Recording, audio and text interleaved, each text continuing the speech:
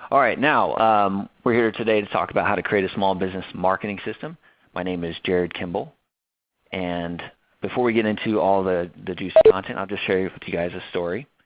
There was this old man who was blind, and he would sit out by the side of the road every day, and he would beg for money. And he would sit out there with a tin cup and a sign that said, "Blind, please help."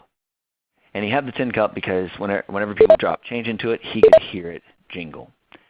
And what ended up happening is one day, this young advertising executive, she noticed him sitting on the side of the road and had pity on him. Walked over to him and was about to give him some money, but then realized that she could actually help him. She picked up his sign, scribbled a different message on the back, put it down, and said, "Sir, I hope you have a better day." And then she just walked away. Well, literally within the next few minutes, he would hear clink, clink, clink, clink. And then 5 minutes later, clink, clink. People were just dropping change in this tin cup of his. More change than he probably has ever experienced in a matter of an hour. Just so much money was just being dropped in front of him, and he was just amazed. Well, what ended up happening was he had this one person dropped in some money, and he asked them, "Excuse me, sir, what does my sign say?" And the person said, "Oh, yes. What your sign says is it's a beautiful day. You can see it. I cannot." And so the reason why I share this story is just how powerful the words that we use and how much of a difference it can make on the income you have in your business. And that's kind of what this whole concept we're talking about today is, in building a marketing system. So today what we're going to cover is we're going to talk about basically we're going to break through some advertising myths, especially myths that a lot of small business owners fall for, and we're just going to unravel those. We're going to also talk about 3 real ways to innovate your business and how to use a 5-step framework to build a marketing system. Because everything has changed. MySpace was probably one of the biggest shifts in the online world that we've seen, because what it essentially did is it kind of introduced the worldwide adoption of social media.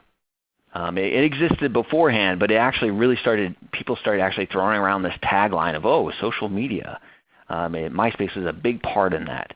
And the way people interacted, the way people spoke, the way they communicated online, as well as offline, completely changed. There was a lot of shifting things that had happened in this whole world of social media, and as well as the online space. And traditional marketing tactics, they just don't really work anymore unless there's some sort of strategy laid down to help them work. So that's what we're going to talk about today, because all of this stuff has changed. So real quick, who am I? You guys have probably seen my picture. I've been dubbed as Morgan Spurlock's doppelganger. And I am just an avid student of marketing. I've been obsessed with it since about 2008. I try to learn everything I possibly can. I work here at Infusionsoft as a conversion strategist, and just love the whole world of marketing. And there's so much stuff you can apply to business to really grow and to really get to a different level and get to your dreams and where you want to achieve in your business. So a little bit about me. That's who I am. But let's dive right on in, and let's talk about some major marketing misconceptions that exist out there. So the first misconception is what I call the medium misconception. Now, what do I mean by medium? Medium is magazines, it's TV commercials, it's postcards, newsletters, it's radio, and it's the internet, social media, Facebook, whatever. I'm sure many of you have used these types of mediums before in your business.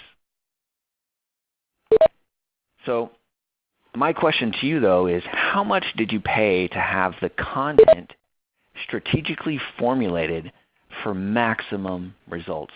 Not the design, not the layout, but the actual content itself, right? where every word was strategically placed to increase your revenue, to increase your bottom dollar. That's just kind of my overall question to you. And one of the reasons why I lay this out is because inside marketing, there's basically like three pivotal places in marketing you have to focus on. One, the first one you need to focus on is your market. Who are you going after? Where are they? Who are you targeting? And then there's your message. What do you say to them, right? How do you craft a message that they find interesting? And then what is the medium, right? And medium is last, because as soon as you know who your target market is, you know exactly what it is to say to them, then you just got to find out where they hang out and how to get your message in front of them. But unfortunately, many small business owners, and I've even seen bigger businesses, they will just focus on the actual medium more so than the market or the message. But today what we're going to really focus on is on the message, because it's really pivotal in how you operate as a business. And so what I'm going to do is I'm just going to share with you some stereotype messaging traps that a lot of business owners fall into. So what I mean by stereotype messaging, well, it's these brief one-liners that make you feel good when you say them, like, oh, yeah, that feels really good when I say this. And then nobody really knows what they mean. So you'll say something like, we offer quality service, but nobody really knows what that means. What does quality service mean? Or they're not really clear, and they kind of leave prospects confused. So what I want to do is I just want to kind of show you guys some ways to test your own messaging and how you're messaging to your potential customers, right? So what I like to do is I use these tests to test our own internal marketing messages as well. So what I'll do is I'll read the phrase, and then I'll say something. Then I will say, well, I would hope so. If it doesn't pass that test, then I need to go back and rewrite or figure out how to craft that message in a more strategic way. Or I'll say something like, who else can say that? Can other people say the exact same thing? Does it make us stand out? Are we different? And then the other one is, oh yeah, prove it. Right? Just read your message. Oh yeah, prove it. So let me just kind of give you guys some quick examples of what I mean by ways to test your stereotype messages. So this is a good example. People say, we're the best. Well, you can follow it up with the test. You can say, who else can say that? Because really, who else can say that they're the best? Pretty much anyone can say they're the best, right? I mean, it's easy to lie. Or they'll say something like, we have the highest quality products. Because, man, it feels so good to say that. Well, I would hope so, right? That's the test. Well, I would hope so. I would hope you have a high-quality product. I'm spending money with you. Or a good, a brief one-liner message is something like, we offer the lowest prices. Oh, yeah? Prove it. Prove to me you have the lowest prices, right? Well, all work is guaranteed. Well, I would hope so, right? I'm paying you money. Like these are common phrases that a lot of businesses will use.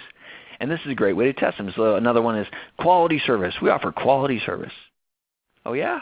Prove it. Prove to me what quality really means, right? This is what consumers are asking themselves. They might not be thinking it directly, but there's things here. Whenever we say this stuff about ourselves, it makes us feel good, but it doesn't help consumers have a good idea of what it is that you offer. So let me also just talk about some other misconceptions. Another one is what's called, what I call humorous or cute ads, right? Now, many of you guys listening, I'm going to give you this kind of like a little test, a little interactive test right here on the webinar. I'm going to show you a picture of a branded company, and go ahead in the chat bar, just type the name of the company if you know it, right? Now, Australia and United Kingdom, you guys might not really know this company. You might. I don't really know. It'll be really popular in the United States, but here we go. So this is the first test. Anyone know who that is? Yep. Wow, wow. Whoa, wow. Okay. Chick-fil-A, yes. Everyone knows who Chick-fil-A is. Wow. They've been doing this advertising campaign for, I don't know exactly how long, but it's been a long, long time. They have a big budget, right? They're not a small business.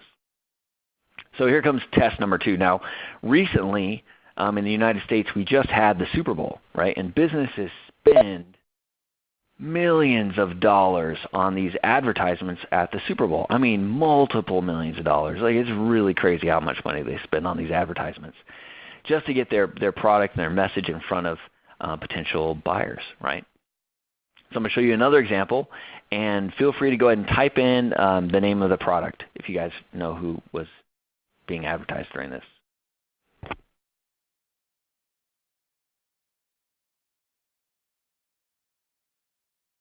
Got some Oscar Mayer. There's a couple of people who know Heinz. It's Heinz. That's right. Right. Yeah. Definitely wasn't as well known as the Chick-fil-A one, right? Just kind of interesting how not nearly as many people knew who this one was. So final test. I'm going to show you guys one more. And if you know the name of the company or product, go ahead and type it in the chat bar. Here we go.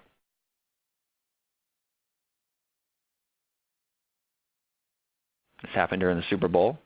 Mountain Dew. Got some Mountain Dews? Yep, Baby Diaper Monkey Baby. Yeah, that's the one. All right. Everyone knows the company. Does anyone remember the name of the product, though? They were actually advertising a specific product. Kickstart. That's right. There was one person out of like the 50-plus people who just replied. It was some sort of Kickstarter drink. It was like a juice plus caffeine plus soda or something like that, hence the reason the puppy monkey baby, right? Multiple millions of dollars spent on this. Don't really know exactly who made the money because not very many people actually remember the product, which is just interesting, right? Common myth, though. Another misconception that happens is what's called copycat messaging. I actually grabbed this screenshot a few weeks ago before Google got rid of the sidebar advertising, and I typed in chiropractor for Tucson, and you can see these two here on the sidebar.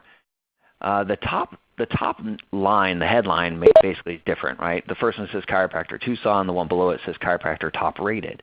But then when you get below the web address and you read the next line, the top one says Tucson's top chiropractic. The one below it says top Tucson chiropractor, right? They're copying each other.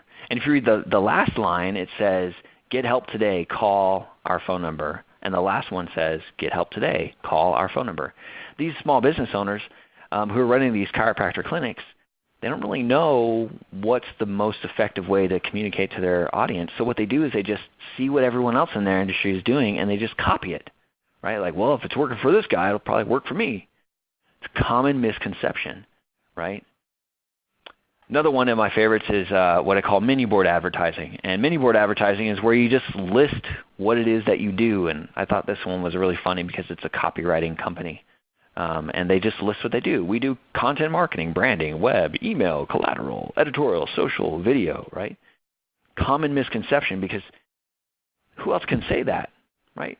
Any copywriting company can say, we do content marketing, we do branding, we do web, right? It's a common misconception, and that's how these stereotype messages, you can test those, is by just asking yourself a couple of questions. Who else can say that? Anyone in the copywriting world, you know?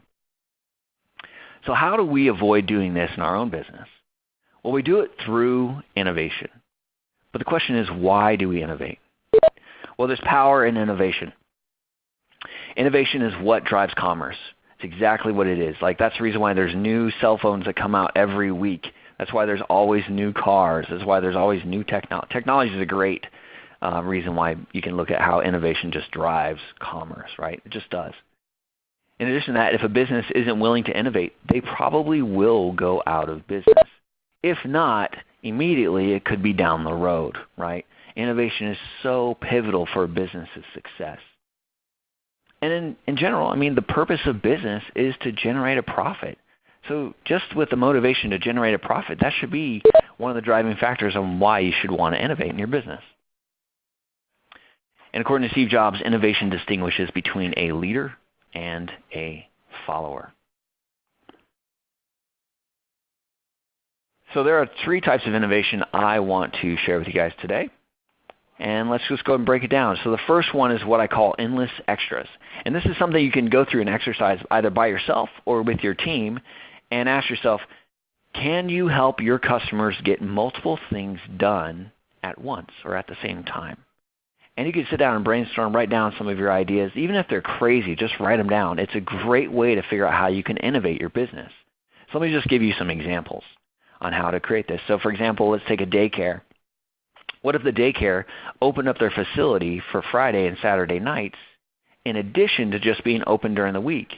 So they're open during the week, and now they tell their parents, hey, we're going to open up for Friday night, or we're going to open up for Saturday night, and you guys can come in, bring your children to a safe place with all the staff that they know that are trained professionals, and drop off your kids and then go and have a date night, right? Something extra that you could offer your customers or potential customers.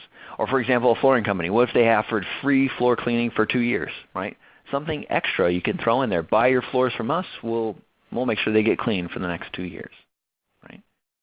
Another example, what if you run a fitness gym and you can come in, you can work out, and while you're working out, you can drop your car off and we'll change the oil at the exact same time, right? Or you can come into the fitness gym and get your hair cut, get manicures done. What if you had laundry service while you work out, right? Just different ways you can think of how to give people something extra that will help them get multiple things done at the exact same time, right? It's a great example of one way to just innovate your business. Example number 2 is what I call the opposer method, right? This is something that makes your competitors think that's crazy or that'll never work, right? That's exactly what you want them to think, like, dude, you're crazy. Why are you doing this? Like, nobody in our industry does this, right? That's exactly what you want them to. So let me give you some examples on the opposer method, right? So what ends up happening is this example is what happens if you have a lawn service, right? And you offer the first month free. One, if you're in the lawn mowing business, I think your competitors, people in your industry, they think, dude, you're crazy. Why would you offer the first month free, right? That's insane. You know, I see a lot of different types of businesses do that. A lot of membership sites,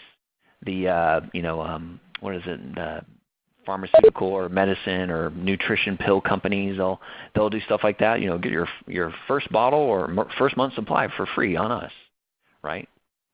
The lawn mowing business did that. It'd be a great way for people to just try out, experience their service, and then either continue with them or discontinue with them, right? Just a great idea.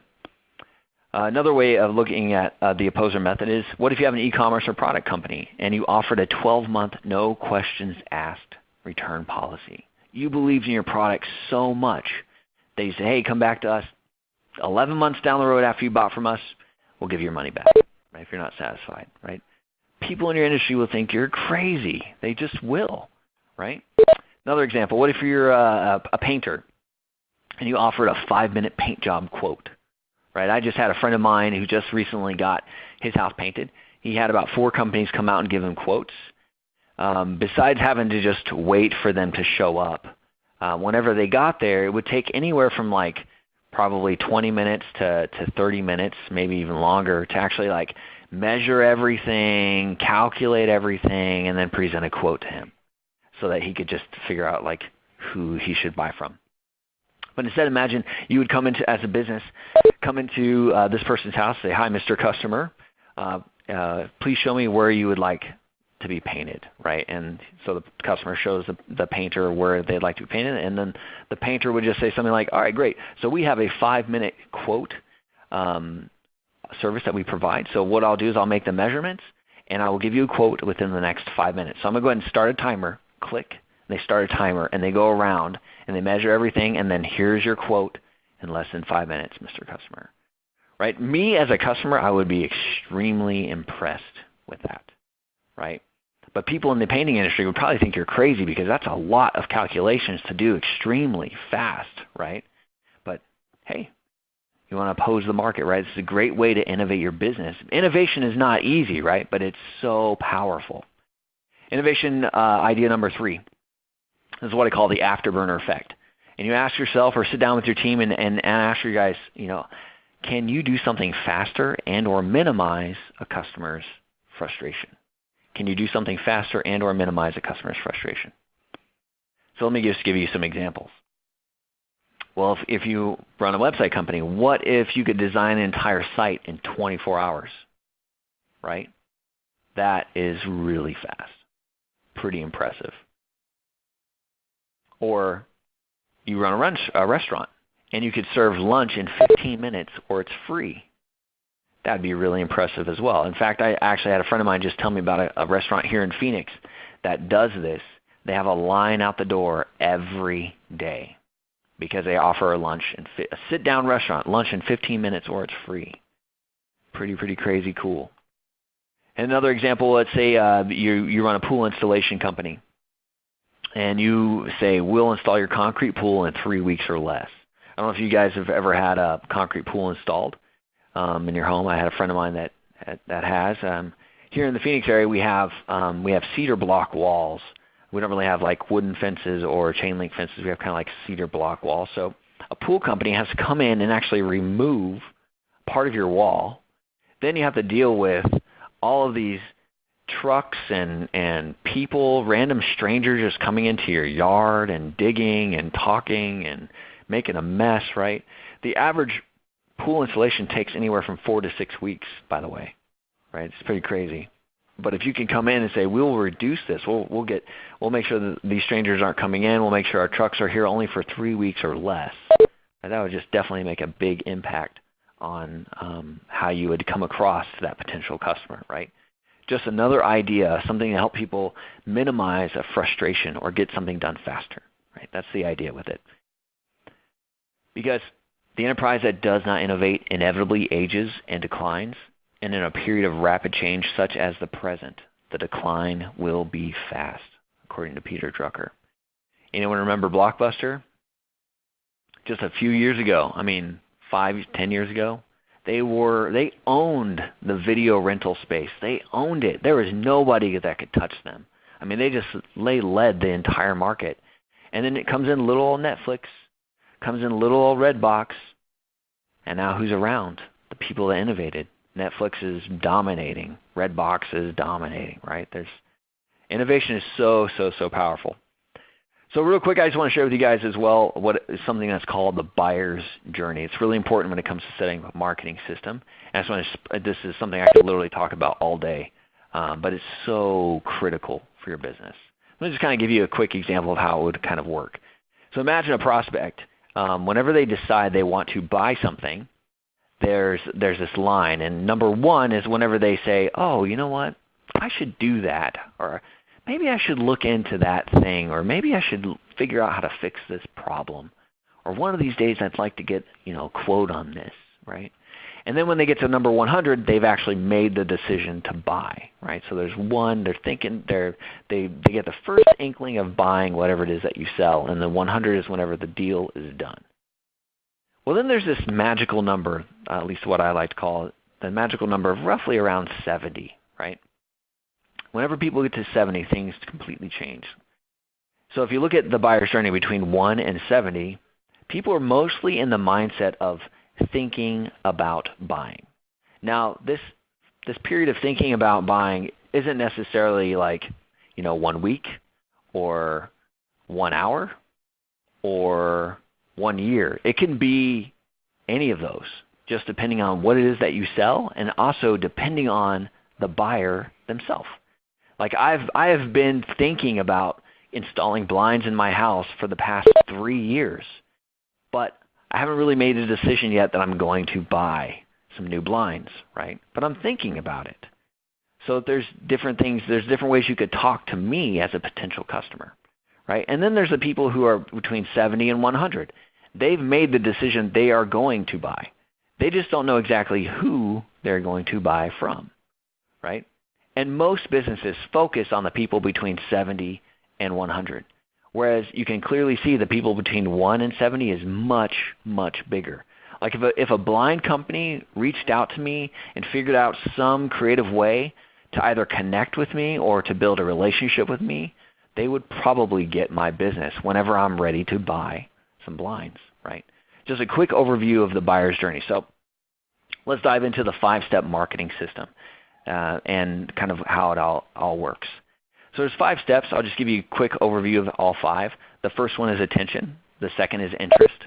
Third is educate. Fourth is offer. And 5 is automate.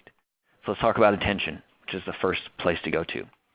Well, if you look at the way the world works and the way people operate, there are pretty much 2 mental modes that we as people go throughout our day, right? There is the passive or automatic mode. We're just kind of driving to wherever it is we go every single day, or we're taking a shower, or we're brushing our teeth, or you're putting our clothes on, right? We're just in this passive mode where nothing really needs our attention. The other mode is the active or engaged mode. This is where people need to focus. They've got to do something. They've got to take care of this issue, or they got to fix this problem, or something around that area. Those are the 2 mental modes basically that people are in throughout the day, or any given hour for that matter. Well, there's this part of your brain that's called the reticular activating system, or RAS for short. There's a nice little textbook snippet there, but basically what the RAS does is, the idea of it is it takes, whenever a person is in a passive mode or an automatic mode, and they need to be switched on to, hey, you need to pay attention to this. The RAS actually scans your environment all the time, and then it'll say, oh, whoa, dude, you need to pay attention to this. Right? It'll just snap you right out of auto mode, get you into engaged mode. That's pretty much all its job is to do that. So the RAS, what it scans for, is it scans for stuff that is familiar. Right? If you're sitting in an airport and you just happen to look up and you see somebody and like, oh, hey, is that John? And you look again, nope, that's not John. Man, he really looks like John. Your RAS scans for that because he looked familiar. He looked like John. The same thing happens whenever you buy a car in a particular make and model, and especially if it's the same color. Like I own a white Honda Pilot, and I see white Honda Pilots all over the road, like all the time, right? It's because it's familiar to me. The RAS also scans for what is unusual, right? So you're driving down your road in your neighborhood, and all of a sudden there is a clown walking on the sidewalk. That is unusual. That's what it scans for. It points this stuff out to you. It just happens naturally. It's very, very critical to life, because the other thing it does is it helps you realize stuff that's problematic.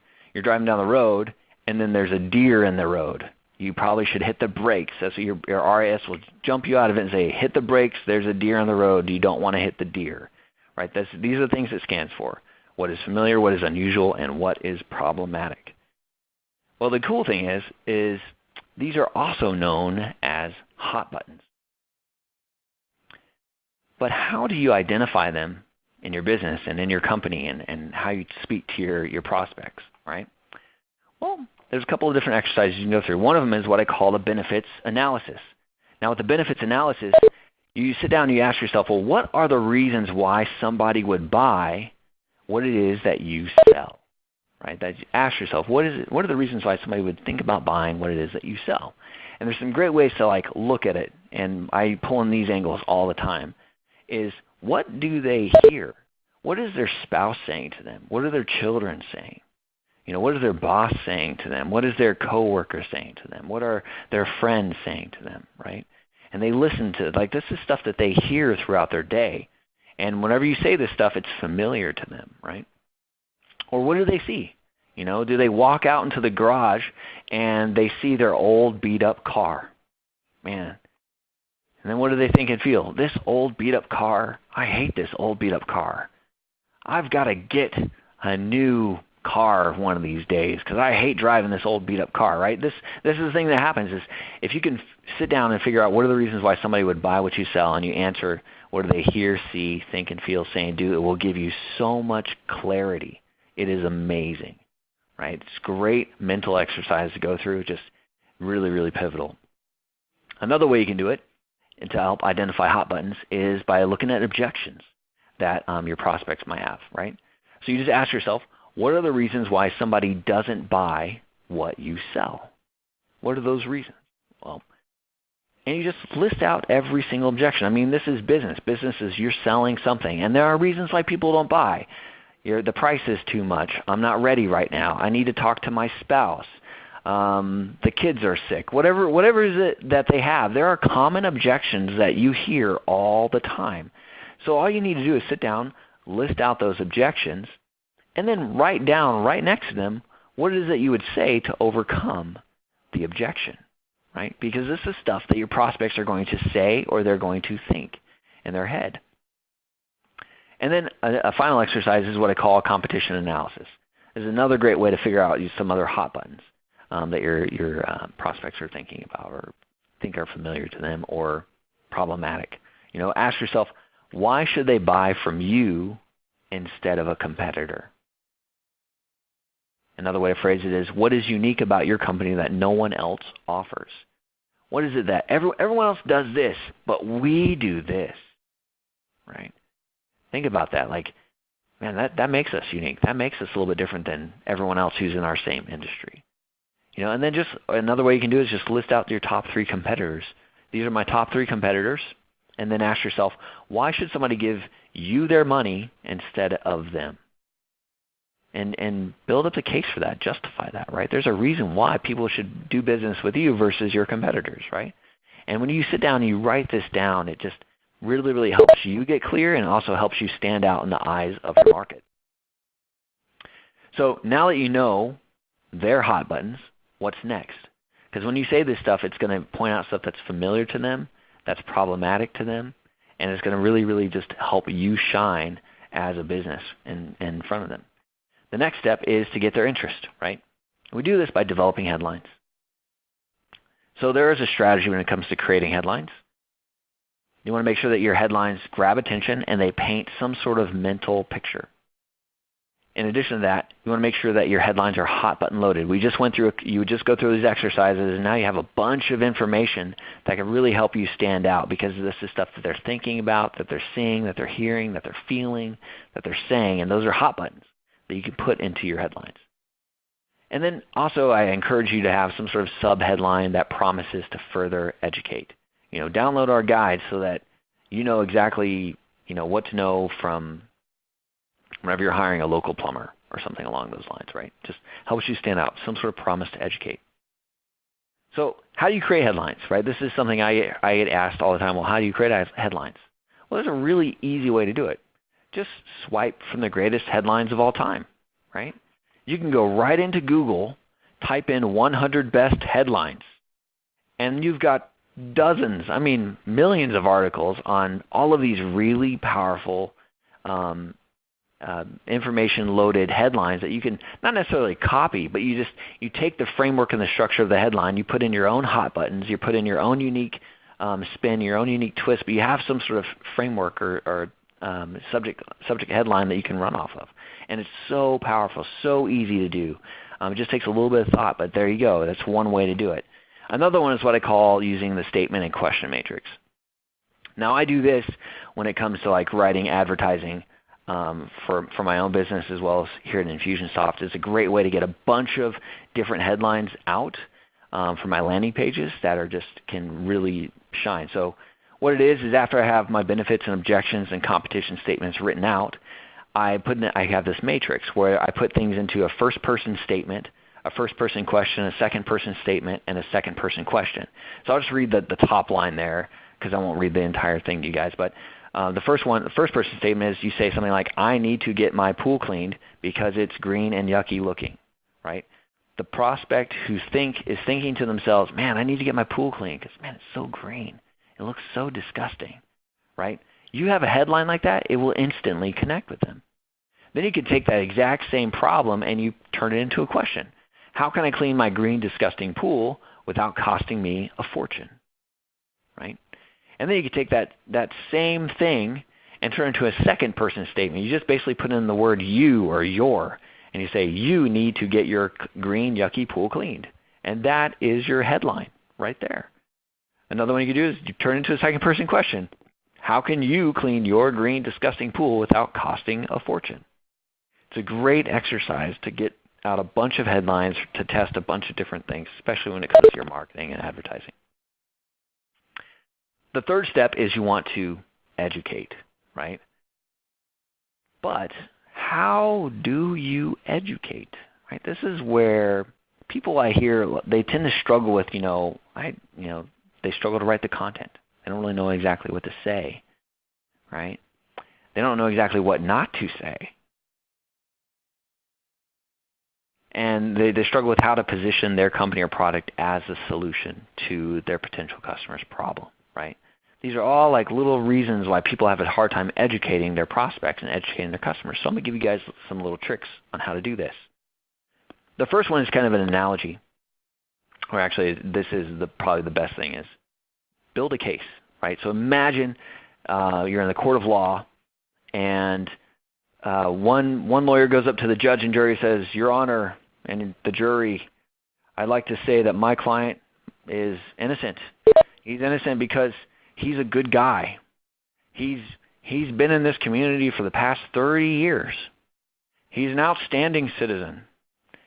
He's just overall a good guy. He, graduated from college with a bachelor's degree and a 3.8 GPA." Right? Do you think the jury and the judge are going to be moved by a speech or a case like that? They're not. And that's exactly what a lot of small business owners do, is they say, we're the best. We offer the high quality service, and we have the lowest prices guaranteed, right? Then these are all like little things that people go out there, but you just ask yourself, who else can say that? Oh yeah, prove it. Just a little test. But then imagine there's another case where the lawyer goes up to the judge and the jury and says, "Your Honor, my client is innocent. And he's innocent because I've just presented to you 15 witnesses that said he was in this location at this day and time. And then I just showed you some charts and graphs that have a bunch of data about how we had some scientists go out and check soil samples and analyze the blood samples and do this and that. And now they are no longer, and those have all shown that clearly my client is innocent." And he just goes on and on and on. And just presents proof after proof after proof. Well, that judge and that jury will definitely be more persuaded that this person is innocent. That's kind of the analogy. Is like, what can you do to build a case to show that you really are the best, that you really do offer high quality service, that you really do offer the lowest prices, right? And the question is, how do you build a case? Well, there's a lot of things you can do. I'm just going to give you a handful of them that you can do, but present research and studies. Any government website out there, you can find a ton of free data. You just got to spend the time to get in there, grab the data, or you can hire a firm to grab the data for you to really position your business as an authoritative leader and why what it is that you sell is better than the competition, or how it helps more people, or et cetera. You can look at your past customers. There's a lot of areas you can, when it comes to research and studies, right? You can look at customer history and customer results, right? Collect testimonials. Very great way to start building a case. I mean, there's a big difference between somebody who has 2 testimonials and somebody who has 200, right? Or, show before and after photos. This is what it looked like before. This is what it looked like after. Third-party notoriety is really good as well. Have there been any times your business has been noted in newspapers or on really, really big or known websites? Has your company won any awards? There's a lot of different areas when it comes to that, but these are all just some simple ways to help start building your case. When you collect this data, it can help prove why you're the best choice, right? But then how do you present your case? So you've collected the data, you understand that you need to build a case, but how do you actually present it to your potential customers, right? That's kind of the challenge. This is how you figure out how to write the content, or write what it is that you need to say, or create the presentation you need to convey to your clients. Well, you start off with defining the criteria for what the very best option in your industry is. What is that criteria? Like, if you're going to buy a pot a pot or a pan from us, you want to make sure it's made of this special brass and aluminum combinational mix of metals, because it's manufactured in this area, and these minerals are mined from this specific geographic region, right? That's exactly what we sell. We have these pots and pans that are amazing, right? Define the criteria of what is the very best option in your industry. That's just a simple explanation. And then define what constitutes a good deal. Like, what is a good deal, right? Some people might think, oh, well, this thing is cheaper and this one's more expensive. But really, what is the best deal? Some people automatically assume that something is more expensive. It's got to be the best deal. That is a known study. That does happen. But also, how do you present yourself to the people who are looking for a good price, but then they buy this product, and in 3 months they've got to replace it again? Whereas if they buy your product is known to last for 12 years, right? And it might cost maybe $100 more. Definitely probably well worth the investment for the consumer. You just have to be able to define what constitutes a good deal for them. Let them know what constitutes a good deal. And then make sure they present all the facts and all the information to help them make an informed decision. Because that's what people want. They're not experts. They don't know what it is exactly that you sell. Like, we've all bought cars, but we're not car salesmen, or we're not, unless you are a car salesman. We don't work and live and breathe inside a car dealership, right? But if a car salesman told me all of the ins and outs and everything I needed to know to make a good informed decision when it came to buying a car, I would probably trust that car salesman over any other car salesman out there, right? Very, very powerful way of how to present your case. Just give the information and facts that they need to help them make an informed decision. You make them feel empowered and educated. They will probably buy from you. And then number 4 is offer. So what is an effective offer? Well, an effective offer lowers the risk to take the next step in the buyer's journey. It's just a low risk taking. Like, this is just the next step you need to take in the buyer's journey. It's all you got to do. I don't need your newborn child. I don't need your social security number. Just do this one thing and it'll help you get closer to your end goal. So there are 2 types of offers, basically. The first one is what's I call an information offer, or what is an information offer. It gives prospects more information to help speed up the buying education process, right? How can you give people that kind of stuff? The other type of offer is an incentive offer, right? This gets people to a buying decision faster, and it gives them a reason to act quickly. So let me give you some examples.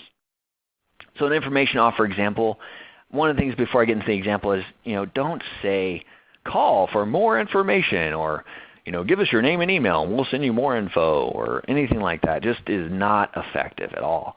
Instead, give them something juicy, something that they would really like. So for example, call for our new flooring buyer's guide. Which ones are the best value? Which ones are guaranteed to wear out, scuff, fall apart, and leave you feeling ripped off?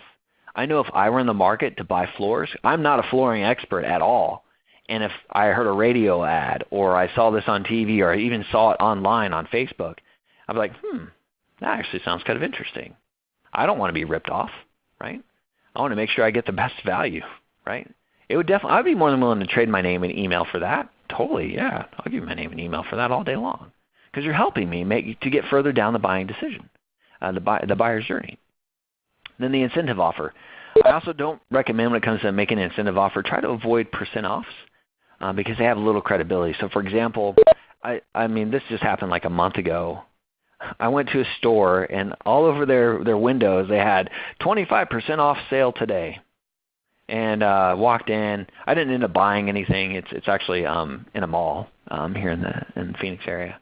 And I came back like 3 weeks later. I just walked by the store. They had the exact same sign up 3 weeks later. I'm like, okay, I guess everything is on sale all the time.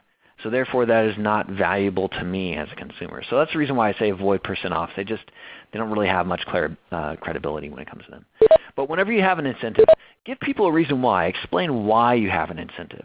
Tell them, it doesn't have to be something elaborate or really, really official. It could just be, my son was born today, so I'm offering a 30% sale, or you could say something like, sales are down, so this is why we're giving this incentive. Or you could say, sales are up, so this is why we're giving this incentive. Or you could say, it's a sunny day, so this is why we're giving our incentive. Just give people a reason why. Explain why you're giving the incentive, and they will buy, right? It's so amazing how that one little thing makes such a big difference. And then I recommend using gift cards and vouchers. I've just recently bought a Dyson vacuum cleaner from Target. Not at a discount, nothing like that. They just ran an ad and they said, anyone who comes and buys a Dyson vacuum cleaner this weekend will give you a $100 gift card to Target. And I'm like, count me in. I'll go and buy it because everyone else has the same price, but then I get an extra $100 gift card. Why not? Right? It's a great incentive.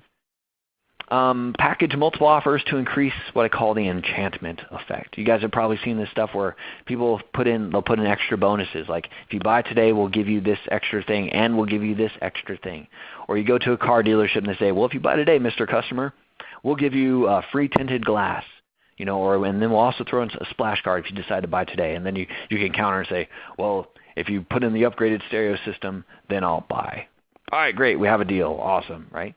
Just give people those extra incentives, little things that you can do to just create the enchantment. Because the more things you give people whenever they buy, the better they feel about getting a good deal. Because everyone wants a good deal. They all do, really.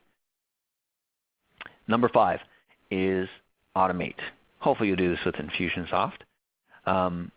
But let me just kind of share with you guys some automation frameworks, because this is where people struggle when it comes to automation. They think automation and it's like, whoa, this big crazy thing. I've got to automate this stuff, right? A simple framework is just to automate something where you do a give, and ask. So you give someone some free content. You give someone something else that helps them get closer to their end goal. You give someone something else that helps them get closer to their goal, right? And then you just ask them, hey, by the way, we've got this great, amazing deal. Are you interested in the offer? If they see it and they're not interested, they won't be mad at you. They won't necessarily be upset because you gave them so much value beforehand, right? It's a great framework that you can easily apply to your business. Then this one is a little bit more complicated, but it's actually really powerful. So this can come into any part of your business. But if you just think about, the first part of it is, how do you inspire people's desires, right? Whatever it is that you sell or whatever it is that you do, whatever it is your business is about, what can you do to inspire their dreams and their desires? Because people have dreams. They have desires. They know that your product, like I think about the blinds. Like I could just imagine, people walking in and being like, oh, man, Jared, your blinds are so amazing. I love how they just go with your living room, right? That's like something I, as a consumer, could envision in my head. And if you shared that with me, I would be like, whoa, you are reading my mind. That's exactly the end goal I want. I want people to be amazed when it comes to me buying brand new blinds in my house, right? Then ask yourself, next thing you do is defend their mistakes, right? Hey, it's not your fault. It's not your fault that you're here at this place. You're experiencing these problems. There's all these gurus have been lying to you. Or people have led you in the wrong path. It's definitely not your fault, right? Defend their mistakes. Don't make them feel like they're to blame. Because when you do that, people don't like that, right? They don't like it whenever you tell them you're wrong, right? And then the next step is to quiet their fears. What can you do to quiet their fears? Like, everyone's got fears. Like, one of the things I look at when it comes to buying new blinds is I'm afraid that it's going to cost a lot of money, or that the technicians aren't going to do a very good job, right? Or I'm going to get scammed, right? These are actual fears that I have, right? And if a company were to present to me like, hey, whatever it is, we make sure that our blinds are double checked. We have a money back guarantee. We make sure that things are double checked and double measured in every single way. Blah, blah, blah, blah, blah. Whatever it is they could do to help alleviate my fears. What is it that you can do to do that? Call out their doubts. Everyone, whenever it comes to buying stuff or they look at things, they kind of have doubts. And if you call out a doubt, man, it is an instant connection. It is just like, whoa, you're good. You might be the answer I'm looking for. So, for example, if you see this deal and I'm thinking in my head, oh, this is just too good to be true. Right? And then you tell me, you're probably thinking this is too good to be true. It's like, whoa, that's exactly it, right? And then another one is declare a common enemy. What is it that you can stand up for or stand against that other people can stand with you or stand beside you or be repelled by you, right? Very, very powerful way on how to communicate your business and to help set up some automation around this stuff. And then another framework is one that I call activity automation, right? And this is where you automate business activities to create the ideal customer experience. So let me give you an example of an activity automation framework. that could be applied to a real-world business. This won't apply to every business, but you probably will understand the concept. So let's say I run a legal firm. In the legal firm, I have an office assistant who answers the phone, and their job is to take down messages, to send potential clients and customers some preliminary questionnaire stuff. They have just normal office stuff, right? This is what they do. Well, what ends up happening is people call in and they say, "Hi, yeah, I'm interested in getting a lawyer, but I don't know what to do. I don't know how much it costs. Do you have any information that will help me, hire a lawyer," or whatever it is? And let's say you're a savvy business owner, and you do. You actually have like a pamphlet or a brochure or something you could send them. So your office assistant says, "Yes, we do. Can I get your email address?" Yeah, they get their email address. "All right, Mr. Customer, I'll send you this in the email soon." So they get the email address, they hang up, and then they open up Outlook or open up Gmail, whatever it is their email client is, and they start typing. And they put in the email address, and they go, "Hi, Mr. Oh, man, I didn't ask the customer's name. Was it Bobby? Was it Susie? I can't remember. I don't even know how to spell it," right? There's all these little things that happen inside the office assistant's head. And then they start writing the email. Here's the information you requested. I've attached it. Sincerely, Jimmy, whatever the name of the office assistant is. And then sends the email. Well, there's a couple of problems that happen with that scenario, right? So what happens if Jimmy, who is the office assistant in this example, hangs up the phone with the customer, and you, the boss, walk right in immediately after and says, "Hey, Jimmy, we've got this emergency. We need to take care of this. Can you make sure that this is done and go in here and run to the store and grab this item," or whatever it is, right? Jimmy completely forgets to send that information, the information they requested, right? Just an accident. There was nothing malicious. Jimmy wasn't trying to be mean. He just got distracted, right? Or other scenarios, Jimmy got mad. He's mad at the boss that day. And when he writes that email to that customer, he's like, "Here's your dumb information. Don't ever call us again," Like, man, that would be crazy, right? I know stories that happen. This happens in real businesses, right? There's all these areas where things could be broken down and mistakes could happen, right? Well, this is where activity automation can step right in and help solve these problems. So, for example, imagine that Jimmy answers the phone again, but instead of fumbling around and trying to figure out what it is that he needs to ask, he just opens up a quick little form, right? And in this form, it just says he asks them what their first name is. He asks them what their email is. He verifies it, writes it in there. Then he asks them, "Oh, just in case we get disconnected, can I get your phone number just in case we need to follow up?" And the person says, "Yeah, sure." So he gets their phone number. And then he asks them what the reason is for calling, and all he does is he checks off one box. They request to send more info, or they wanted to get pricing info, whatever that is. Checks it. He clicks the Save button, right? After he checks that box, clicks the Save button, and now a perfectly crafted email with the attachment is sent to that prospect with their name. The business owner wrote it. It has the attachment. And then if Jimmy were to get distracted, as soon as he hangs up the phone call, it wouldn't matter, because when he clicked Save, the automation just kicked off and just went, right?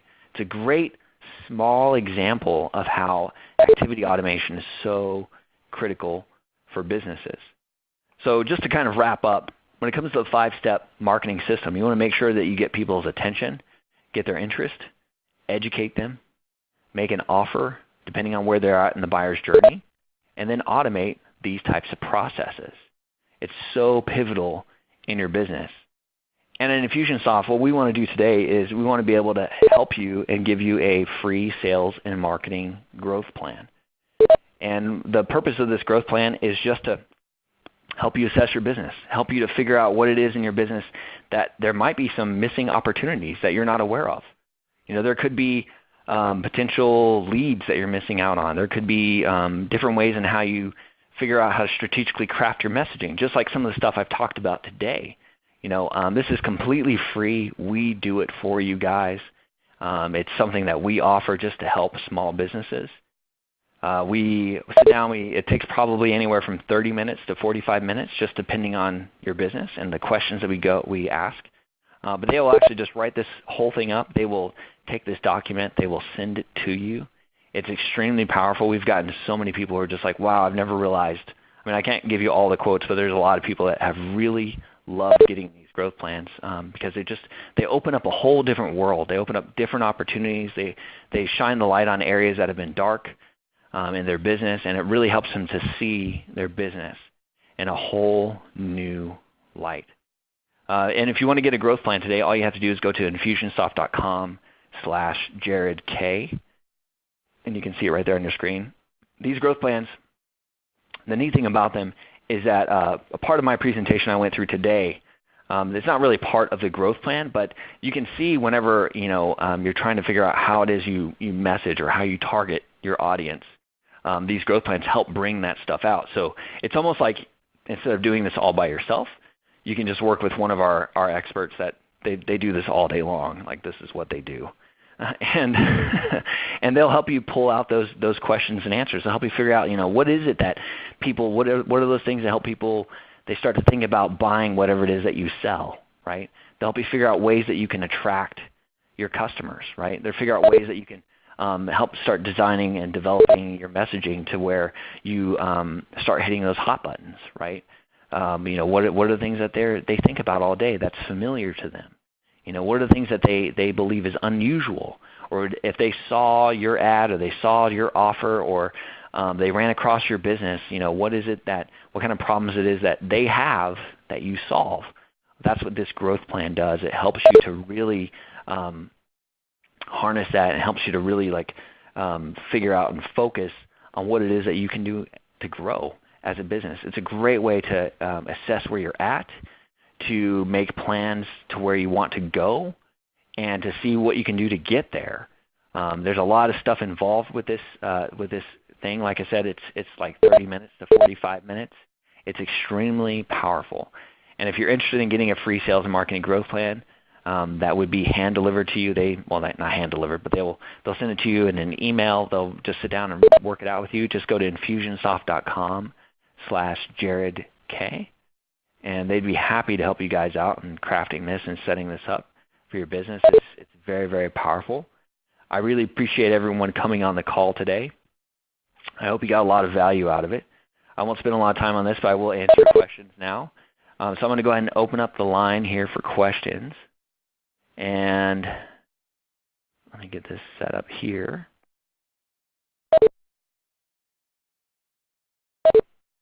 And let's see. Well, thank you, Stephen.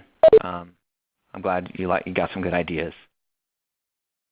Yes, this webinar will be shared out to us, Michael. I know you missed the first 10 minutes. We are recording this and will be sent out to everyone. I apologize, Mark, that there's no sound. There's an audio option at the top of your bar, although you probably can't hear me. You're welcome, Michael. Right, these are coming in fast. When you say give, ask, can you explain a little more about the give aspect?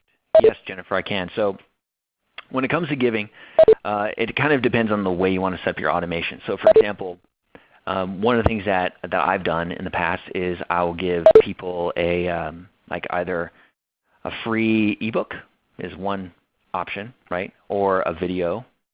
Is one thing that you can give. But the idea is that it's something that you give them that's not just like information dump or information overload. It actually helps them solve a problem, right? So for example, I have on my site, I offer an ebook where I give people a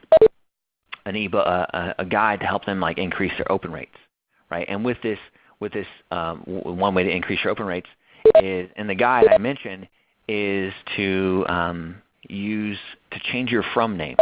Very simple tweak, but it is very powerful. Instead of your from name being from a company or being info, instead put your actual name in there. I've seen like 10, I would say a 10% increase over the average. So for example, if I have keep math simple, if I have a 30% open rate, then I will see a 33% open rate just from using a from name. Changing the from name to my name. It's very interesting how that happens. But it's just an example of something you can give people. It helps them go, oh, wow, that was so useful. That's what you want them to think whenever you're giving something to them. I hope that helps. Okay. Eric, how much is Infusionsoft a month? Well, it depends, Eric. We have prices that range anywhere from $199 all the way up to $599. And that's something if you want to talk about, if you want to get a growth plan, you can mention that to them on the phone. It just depends on what it is that your business needs and what's involved with that. Hope that helps you out, Eric. Simon, hi. Is there any way of hearing the audio without dialing in? Sorry, Simon. I don't know what's going on with the audio, but obviously it's a problem today. Jimmy, you're welcome. Thank you for coming today. I think that's Ellen. Can you send out the slide deck? Yes, Ellen, we are sending out this slide deck to everyone. Everyone who's attended is going to get a copy of the slide deck. Only the people who attended. I think that was something we said in the message, is that to people who attend. That was kind of like our little incentive to get you to attend. Patrick, will you be sending some slides with audio? Yes, we will. And Andrew, I think it's Andrew. Great presentation. Thank you. I'm sorry if I pronounce it wrong. Let's see. Got to run. Mira, thank you for running a presentation. You're very, very welcome. Hopefully, you picked up a few ideas. I think this is Jeru. You mentioned that the government has websites that's a good source for market research. Do you have any specific resources for free market research that is credible? I don't know exactly what country you live in, but in the United States, there's a number of them. There's depending on what market you're in, right? If you're, say, in health and nutrition, you could go to cdc.gov, right? You could go to the Bureau of Labor Statistics. I only know really what's in the United States as far as just government organizations that have these research, that does this research and studies. The Census Bureau is really good as well. It's a great resource to get a lot of like consumer data, to get demographic data. You can make some really interesting charts. Like I remember this one company, they went and did all this research, and they found that if you exercise an hour, I think it was an hour 3 days a week, or an hour, I can't remember exactly what it is. I'm going to butcher the statistic. But you had your estimated life expectancy would increase by like 15 years. And this is something that they put in their marketing. It was just they were like selling treadmills. And it's just something else to kind of boost and build a case on why their treadmills were so amazing, because they help people get this equivalent exercise worth of an hour without being a complete hour's worth of workout, right? Something like that. Lots of different places you can go to, Jaru. I think that's how you say it. Jennifer, you're welcome. Dean, thank you for a great look at renewed directions for the future. You're very welcome, Dean. Don, trying to join the audio conference. Sorry, Don, I don't really know what's going on there. Eric, you're welcome. We did start. Bill, I'm sorry if you missed the audio. Let's see here. There's a lot of questions coming in, folks. I really apologize. I'm trying to get to them. Let's see. Would you restate what you meant by giving away from in your email? Yeah, Michael. So whenever you receive an email, you can see, if you look at your email inbox, pretty much any email inbox will display who the email came from. So if it came from Infusionsoft, it will probably say Infusionsoft. But if it came from your friend, Bill Johnson, it will come from Bill Johnson, right? And that's what it is that you can do now. I think some email marketing programs don't allow you to do that. Infusionsoft does allow you to do that, where you can actually edit the from name. So whenever people receive it, it will come, whenever I send emails, they come from Jared, whenever I send them to my own personal database. Andrew, awesome. I was just going to ask that. Oh, great.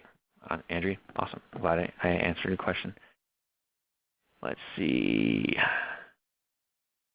Cheru, it reset on me. Let me scroll back down, folks. Will Infusionsoft be a good system for a small Pilates studio? I would say, honestly, it depends. It all depends on where you want to go, what you want to do, how you want to grow, what you can invest. We have a number we have a lot of customers that are in the fitness industry that are very successful with our software. But it's not just the software that makes you successful, right? It also comes down to you as a business owner, as a marketer, is trying to figure out like what is it you can do to help your business grow. And our software is there to help you do that. It's just to help you grow your sales, help you to save some time, and help you to figure out ways to help fix those pieces. But it could definitely help you out. I think it's Shilpi. I think that was your name, Shilpi. That was your question. I hope that helps you out. David, thanks for looking at the slide. Thanks. You're very welcome. I'll send the slide deck out. Laz, you're very welcome. Elaine, you're welcome. I'm glad I helped to inspire some ideas.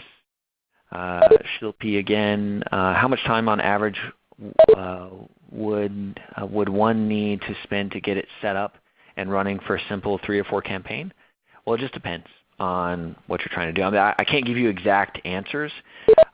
We have people who will, depending on the actual campaign you're trying to launch and the strategy behind it, and then you have to after you get the strategy figured out, what you want to do. Like, say for example, you want to collect email addresses. That's the goal. What do you need to incentivize people? You need to make sure that's created. Then you have to figure out the messaging behind it. So it just depends on your skill level, depends on your team size.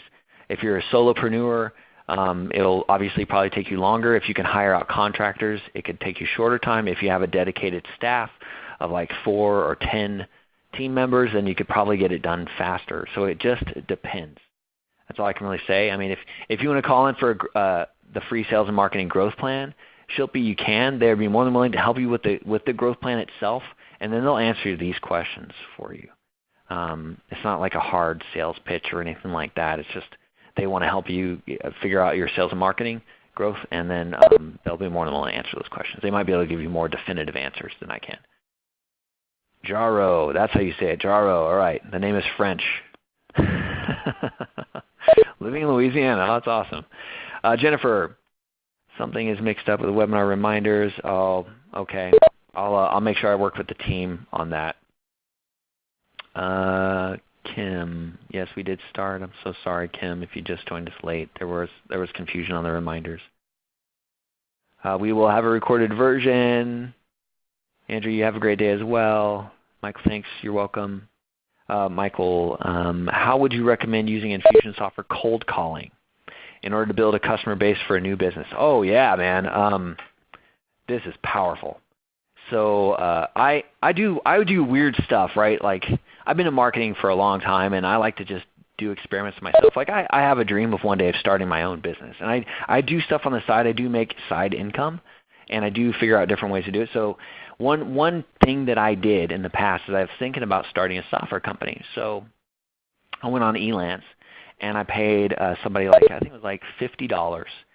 And I gave them explicit instructions. I want you to go to this directory, and I want you to find, I think the people they were in the automotive body and repair industry. And I gave them the exact link, and I want you to find their first and last name and a real email address, not just like an info at or support at, but like Bob Smith at whatever bodyshopandrepair.com.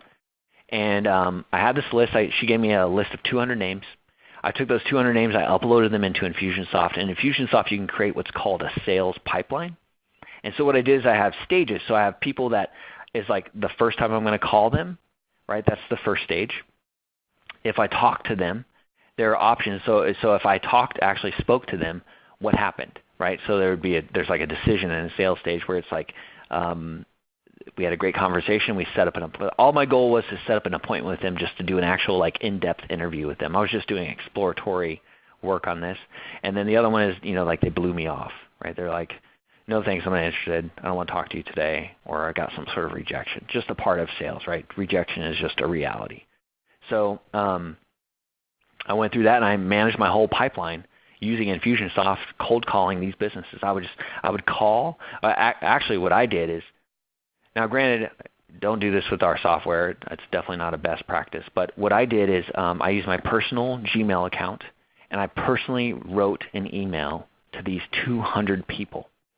took me a little while, took me some time, but email is easy, right? I mean, I just wrote them up. I made it personal. I said, hey, I was checking out your website. It looks like you're in the automotive repair business, just to get them warmed up and interested, and said, I was just curious if maybe you'd be interested in having a conversation. And they would reply back, and some would say, no, I'm not really interested. Other ones would say they were. So I would go into Infusionsoft, and I would change the sales pipeline of that lead, and I would change them to interview scheduled, right? And I would work it through Infusionsoft. It's kind of complicated to explain with the words, but it's a great way to manage cold calling. I hope that sort of helps answer your question, Michael. It definitely is very effective. We have a lot of successful businesses that do cold calling, and they use our software very successfully. Jaro, you missed the audio at the beginning. I'm sorry. We are making a recording. Yeah, can you quickly review the market measure? The market message medium mentioned in the beginning and use an e-commerce startup as an example. Oh, okay. Well, it wasn't really to explain something in depth. It was just talking about how if you are in the e-commerce industry, what you want to do is you want to focus on who is your target market that buys the products you sell, right? And you have to define that. The sales and marketing growth plan that we have here, that will help you define who your target market is. It's very, very powerful. A lot of people assume like, oh, I already know my target market. But many times when we've done this with people, they realize like, I'm actually missing out on some opportunities, or I never thought of it that way. Like that's the comments we get whenever people go through these. So I recommend doing that. And then after you figure out who your target market is, the next step is how do you craft a message. So some of the things I shared today is how you can craft your message to really connect with that target market. So whatever it is that you're selling, you can figure out, well, what are their pains? What do they hear? What do they see? What are they experiencing that would lead them to eventually maybe buy my product? How can I help them? What are different ways I can talk to them or find some sort of key hot button that will just make them go, oh, I need to look at that product, or I need to really consider buying this product or something like that. And then the medium is just now that you know who they are, what you need to say, where are they, right? Are they all reading the newspaper, right? Are they all online? Or are they some on the newspaper, some online? Do they go to the phone book, right? There's different. Do they go to Google? Do they use Facebook? Do they use Pinterest? And e-commerce, Pinterest is powerful. Like that's what I've heard. I don't run an e-commerce business, but I've heard that Pinterest is a great place for e-commerce people to get your messages out. Hope that kind of helps you out, Jaro.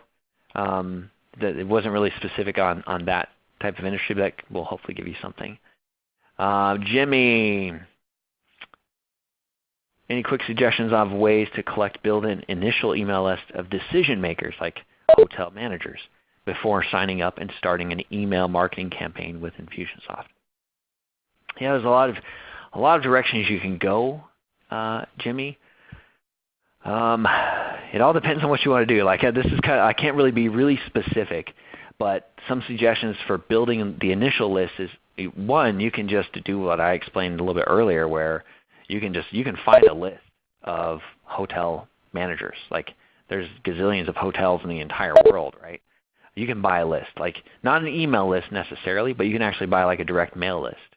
And with a direct mail list, you can like I've known people who with their businesses, they'll send a direct mail piece that has the messaging that they've developed, and it will go to that business. And they have a long-term strategy. They have some cash and some capital to do that. I don't know if you're looking for more free things. The other thing is you can go and visit them, give something for free. It's all about trying to figure out what are their pain points, and then how do you share that with them to help them solve those pain points. I know businesses, they use blogs. Maybe not, they don't have a blog about hotels necessarily or what hotel managers suffer from, but they figure out how to use blogs to lure in, I hate the word lure, but to pull people in to, what is it they're writing about, their content. You can use Facebook advertising, right? You can get very specific on the demographics, like they have a job, they are considered a hotel manager. You can put that in Facebook advertising, and you can target only hotel managers. And then make an incentive, some sort of like lead magnet or ebook or guide or video series or some sort of thing that helps them solve their problems that leads them down to how they understand that, wow, your product or your service really, really helps me. So there's a lot of directions you can go with Jimmy. I'm sorry I can't be more specific, but hopefully that will give you some sort of ideas to help people sign up before starting an email marketing campaign. Kim, there will be a replay. Yes, Richard, you will get a copy of this. Sorry, Joseph, you missed out. We recorded it. We're sending it out. I think the time zone kind of threw off everything because Arizona is this weird state where we don't change the time. The rest of the world does, and it kind of messes with the time that when we do webinars like this today. So I apologize, Joseph. But everyone will get a recording. Everyone who attended today will get a copy of the slide deck as well. Only the people who attended get the copy of the slide deck. Everyone who registered will get a copy of the recording, though. Let's see. All right. Ellen, where do you go to compile this list? Sorry, where did you go?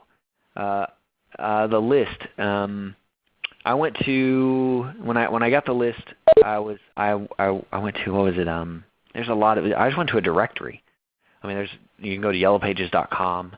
I went to a specific one that was Manta, M-A-N as in November, T-A, Manta.com, and I typed in the industry I was targeting, which was auto body collision repair, and it brought up thousands of businesses in the United States that were listed on Manta. And almost all of them have websites. So the person I hired on Elance, they just went and clicked through, and then they just scoured the website to find a real authentic email address. You'd be amazed at how many businesses just have their email address on their website. Nothing wrong with that. I mean, they hardly ever get emailed, and when you email them, they're like, "Oh wow, cool. Thanks for emailing me, but I'm not interested in helping you out." Right? That's how I got the list. I didn't want to do the work myself. I didn't have time because I work a full-time job, and I have 2 kids. So I just hired someone at Elance to do that. Hopefully, Ellen, that helps you out. You're welcome, Michael.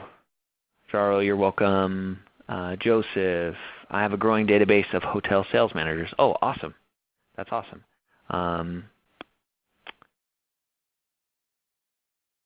Okay. See, I missed out on the presentation. Tracy will be making copies. I would like copy the slides. We were sending slides copies out to everyone who attended today. Yes, Joseph, Leads 411 is great as well. Michael, yeah, I really did pay them $50 for that. Well, what I did is I had an interview process. So I had I'm not kidding, I had 34 people bid. And I'm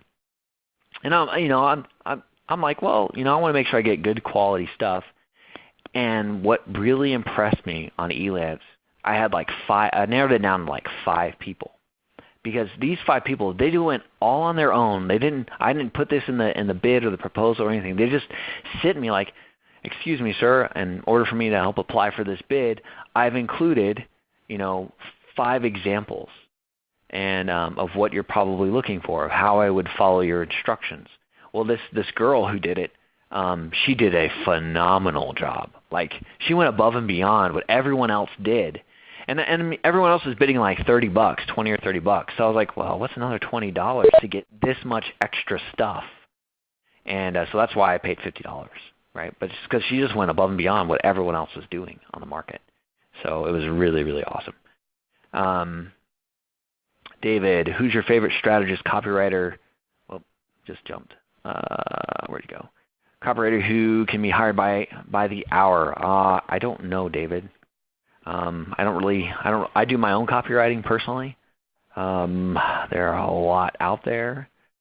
There are some awesome copywriters on copyhackers.com. It's a great group of people there. They have an upstanding website, and they offer a lot of really, really awesome content. I love reading their stuff. I try to keep a close relationship with it as well, but that might be some people. You can also look at the Infusionsoft Marketplace, marketplace.infusionsoft.com. That's a place where you can find some really talented copywriters. They're all vetted by Infusionsoft as well, so they won't take your money and run. So if you do need help with copywriting, though, you can also look at the the free sales and marketing growth plan, we do help you kind of figure out some of the messaging tactics that you can apply to your business, so that you can maybe help you craft the copy you need to do. Especially if you're presenting or you're willing to hire a copywriter or some sort of marketing messaging strategist. This could be a really useful exercise. If you came to that copywriter and said, "Hey, I've got this, and this," man, you will make their job so much easier to where they don't have to worry about focusing on the research. They now can focus on creating you the best content they can create for you to help you get the maximum results you're looking for. I hope that helps you out, David. Eric. No, you're not allowed to import massive. Well, you can import lists into Infusionsoft. We allow that. But I will just let you know that, I don't know if anyone else will tell you this, but whenever you do your first broadcast or your first send, we do a throttle on your emails. So we'll send it out basically like the system does it automatically. There's no way to get around it, but it'll send out to like the first 1,000, right? Let's say or 400 or something like that, and then it waits like 2 days because it wants to see what happens with your list, right? If all of a sudden you get 15 spam complaints, it's going to go, whoa, red flag, and our email compliance team is going to reach out to you and be like, hey, so it looks like you tried to send an email out and you got a lot of spam complaints. You might want to look at the quality of your list, right? But you can. We have plenty of businesses that come in. They'll bring in like 30,000 contacts and import that. They'll come from like Salesforce. They'll come from MailChimp. They'll come from Aweber. Whatever they're trying to upgrade from, and they'll import that and they'll send emails out. The first one is throttled, but then after that, the list is warmed up and they're good.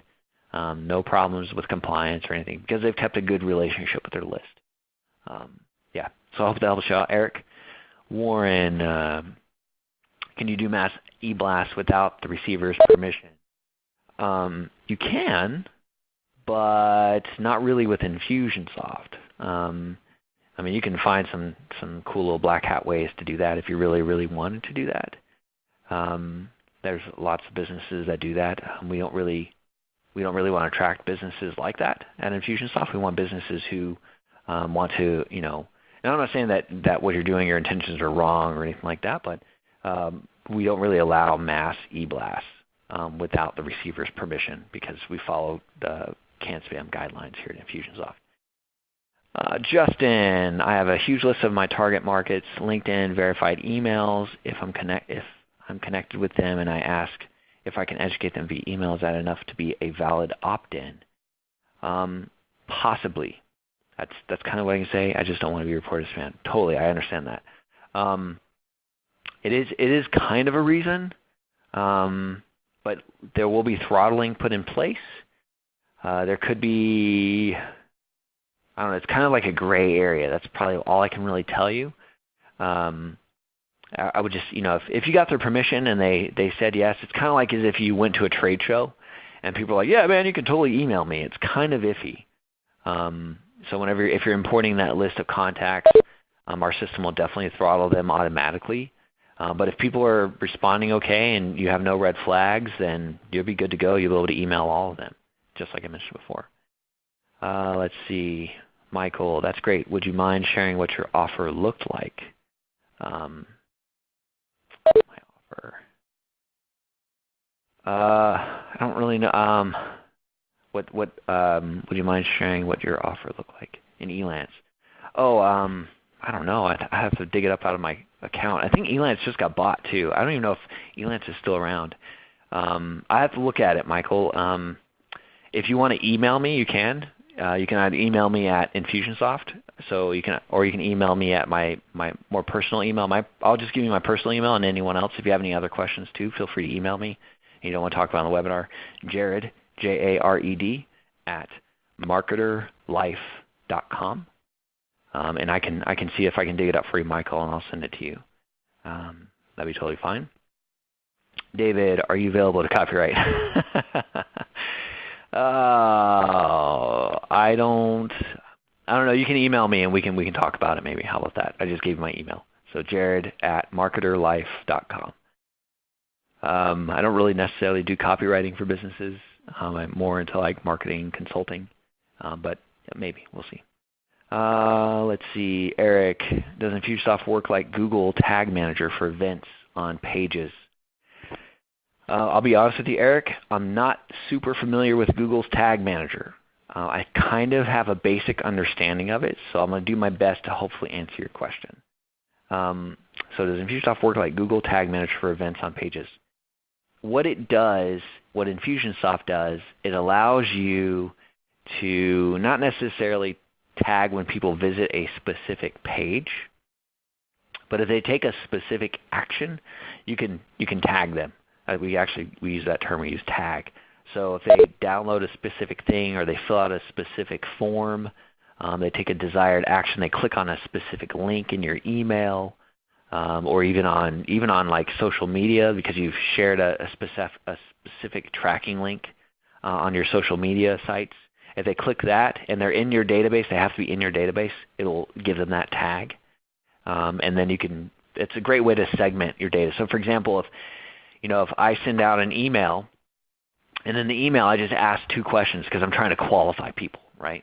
Because it's great to get email addresses, but you really want to have quality email. I mean, really, like just because I have 5 million email addresses versus I have 5,000 email addresses and they buy from me almost every single time I send versus the 5 million who never buy. I get like 3 sales, right?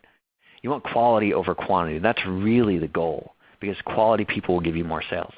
But if if I send an email out to them and in the email I have 2 links and link number 1 has a specific tag associated with it because if they click that link, that means they're interested in X, right? But if they click link number 2, that means they're interested in Y.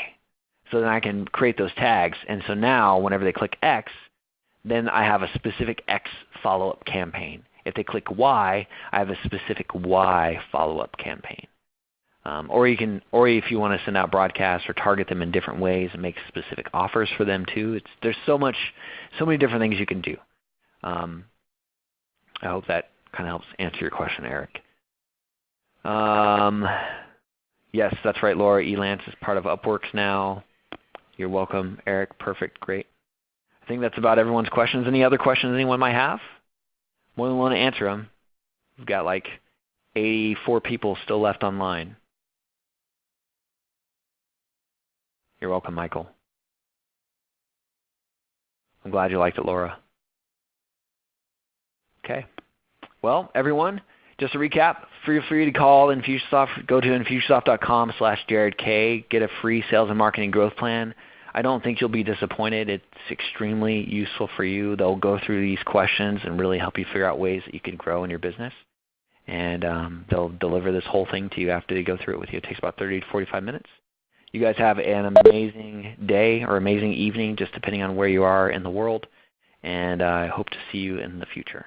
All right.